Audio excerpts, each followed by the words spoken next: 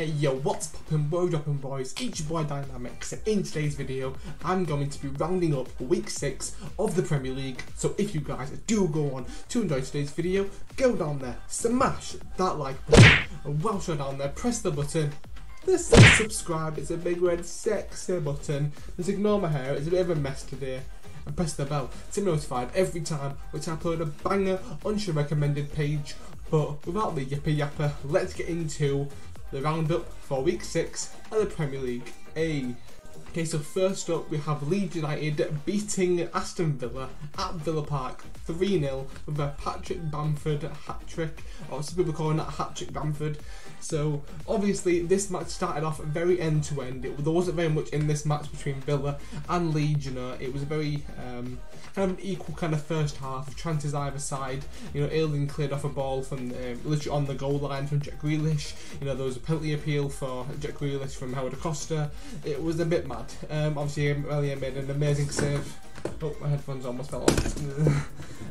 From Konza's shot, and then in the second half we get the first goal where I believe it's Jack Harrison and he crosses it in, it gets deflected off and it comes to Bamford and he slots it into that right corner to make it 1-0. And then probably my favourite goal of this match, Bamford literally takes that killer instinct of a striker and just smacks it on a curving ball. I don't even know what this ball was, like a double curve, but it goes past the keeper to make it 2-0.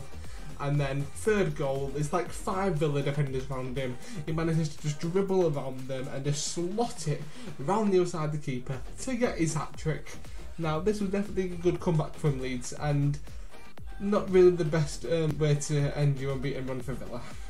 Next up we have a 1-1 draw at the London Stadium between West Ham and Man City. Now the first goal from Mikel Antonio was absolute cracking overhead goal. Like this goal, if it just scored after Man City scored their goal, it would have been even better because it would have been making sure they did get the draw.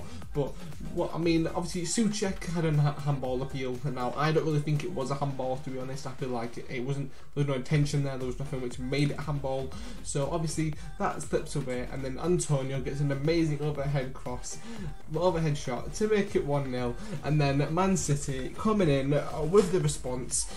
Ball is coming through, it's swiped across to Phil Foden. He has a little bit of a jingly thing with the ball, not fully getting under control, but he does get under control, and he just slots it on this side foot past Fabianski to make it 1-0. And then there's some decent chances for Man City to try and win the game. You know, there's come from Sterling, there's some from Cancelo, there's some from everybody, and Mahrez, and De Bruyne. Like, it came everywhere. I mean, they had 14 shots, only one went in the back of the net. So yeah, 1-0 at London Stadium. I predicted it to be 3-2 to West Ham. So yeah, not the best prediction. Next up we have Crystal Palace beating Fulham 2-1 at the Craven Cottage. Now I really wanted Fulham to get a win out of somewhere. Like, they really do deserve it, they really do. Like, this long in the season without having a win, it's not good. In fact, they have 16 shots as well. It ain't good for their team. So obviously the first goal we have is from Jaro Riederwald. Obviously, you know, the initial attempt of trying to score a goal here with Sahar didn't really work out, so they kind of reconfigured themselves, to reshape themselves, and then Sahar puts the ball through to Riederwald, I can't say his name, and obviously he slots it past Areola to make it 1-0. And the Wilfried Zaha, I think he might got like a slight injury from this when he tries to come in and get the last touch on the ball to put it in the back of the net. But yeah, that puts it as 2-0. And then obviously the Kamara red card, I mean, you literally stepped on a player's leg with intention of not even getting the ball. To me, that's a red card. So obviously he gets sent off, and then Tom Cairney with a cracking goal 5 minutes into injury time.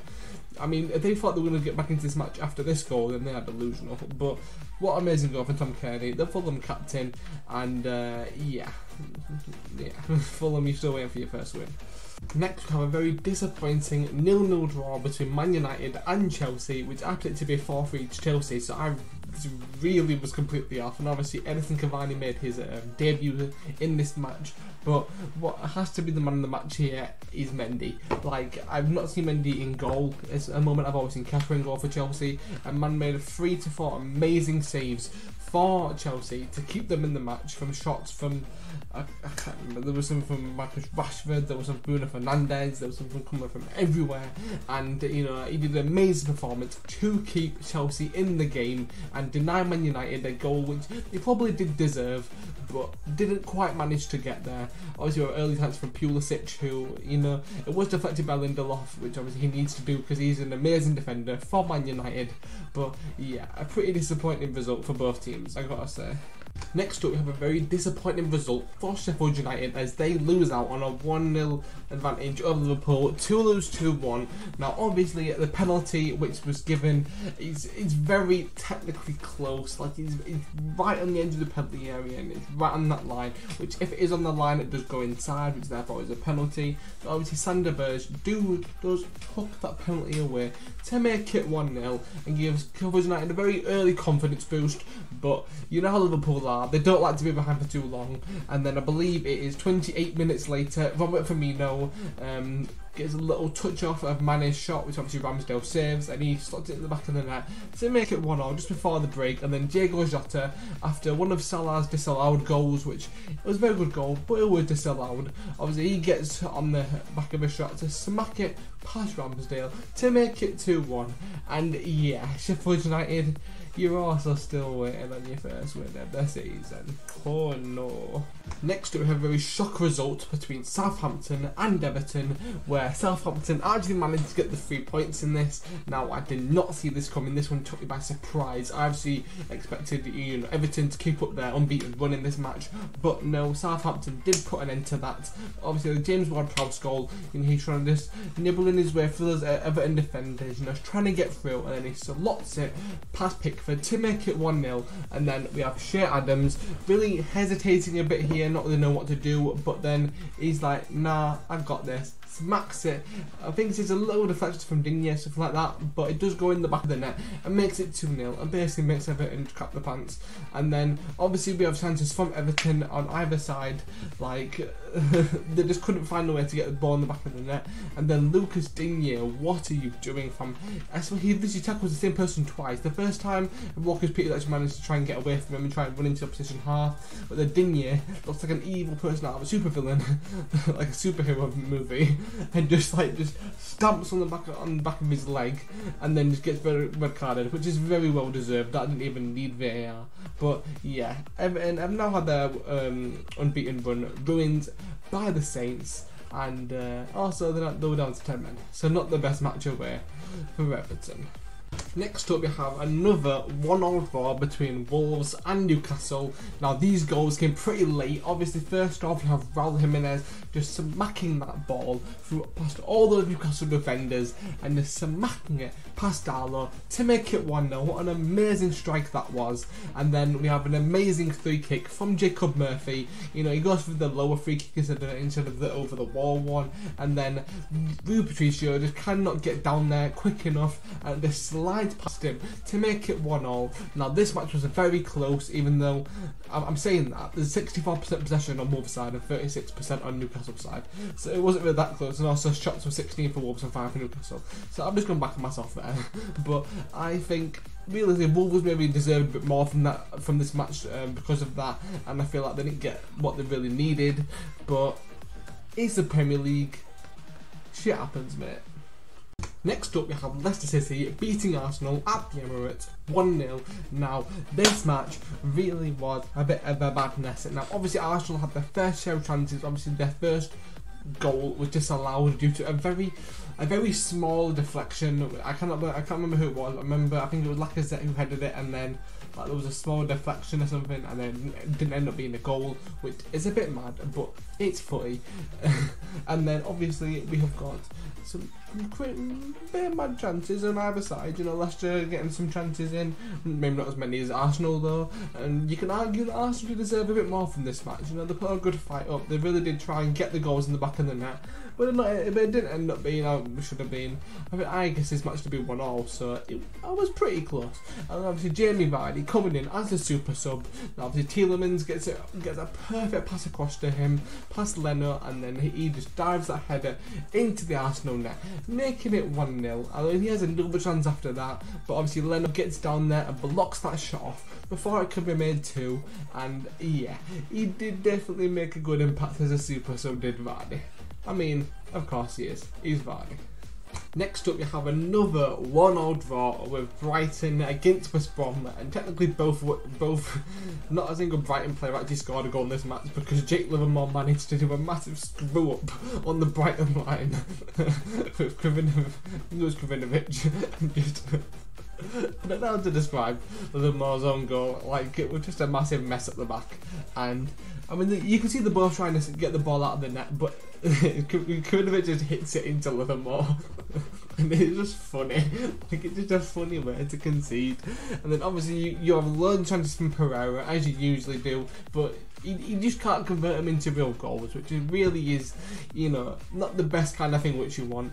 But then we have Carlin Grant making his first goal for West Brom. You know, it comes to him, he's got fighting defenders around him, he's trying to just get into a little bit of space so he can get his shot off, and he smacks it up into the top of the net to make it 1-1, and at least give West Brom another draw, who are still waiting for the first win, just like Fulham. Like, come on, I'm pretty sure at some point you're gonna get a win. Come on. Lastly, we have a very disappointing result for Burnley, as you know, they had a very good share of chances against Tottenham, but they just could not put any in my way. From Harry Kane's goal line dropout, goal line clearance, to all the other chances that they had. But you see, once again, Kane to Son, the dynamic duo, just making goals for each other like it's nothing. Son's been doing a madness over this, and you know what, I think he deserves it. He is a world-class player, and obviously first off we have Harry Kane, who gets the ball, heads it over to Son. You know what's going to happen there. Son is getting his head on that. He's putting it above the keeper, making it 1-0. That's a 1-0, no. And yeah, you just can't doubt these two. They've just done a madness. I mean, from this match, Tottenham have now pushed Leeds out the I think it's Europa League spot or the Champions League spot. I don't fucking know. But yeah, class performance from Tottenham here, and Burnley really could have gotten a bit more out of this match, but they didn't. And so that rounds up the roundup for week 6 of the Premier League. Now guys, this is going to be my last Premier League roundup / predictions video. What the fuck? I feel like I need to go back to reaction videos, because I feel like this isn't the content which you want to see, based on the fact that my recent reaction to KSI's new song Craig David. Go check that out if you haven't already. I'll be up in that corner or down in the description. I think it's that corner anyway, yeah. So you know, go check that out. And I realised that maybe football videos aren't for me. I mean, if you do want to see them, then do let me know in the comments, and do try to persuade me to keep them going. But at the moment, they're probably not. So if you guys enjoyed, go down there, smash that like button, smash it, and press the subscribe button as well whilst you're down there, and press the bell to be notified every time when I upload a banger onto your recommended page. But yeah guys, have a good day, and I'll see you in my next video. Peace.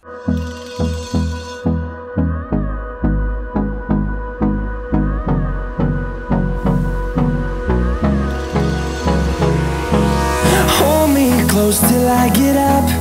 Time is barely